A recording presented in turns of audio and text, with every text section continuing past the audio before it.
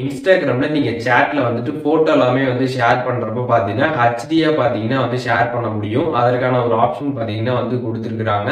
அந்த ஒரு ஆப்ஷன் மூலியமாக நம்ம வந்து போட்டோ வந்து ஷேர் பண்ணோம் அப்படின்னா அந்த குவாலிட்டி பாத்தீங்கன்னா வந்து குறையாது. ஹெச்டி குவாலிட்டியில பாத்தீங்கன்னா அந்த போட்டோ எல்லாமே வந்து சென்ட் ஆகும். அது எப்படி பண்றது அப்படிங்கறத டீடைலா இந்த வீடியோல பார்க்க போறோம். பார்க்கறதுக்கு முன்பாக சேனலை சப்ஸ்கிரைப் பண்ணிடுங்க. பெல் ஐகானை கிளிக் பண்ணி ஆல் அப்படின்றத செட் பண்ணிடுங்க.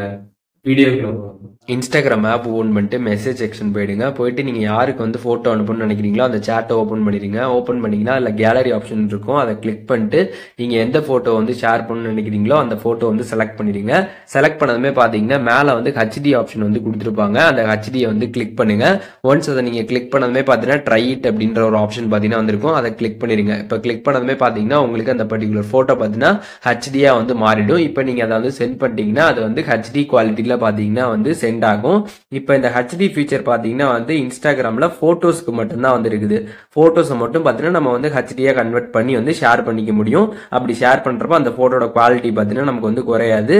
போட்டோ கிளியரா வந்து இருக்கும். அதே சமயத்துல அந்த போட்டோட சைஸும் பாத்தீங்கன்னா அதிகமா வந்து இருக்கும். இது போட்டோக்கு மட்டும்தான் இப்போ இன்ஸ்டாகிராம்ல கொடுத்துருக்காங்க. வீடியோஸ்க்கு பாத்தீங்கன்னா இன்னும் அந்த ஆப்ஷன் வந்து வரல.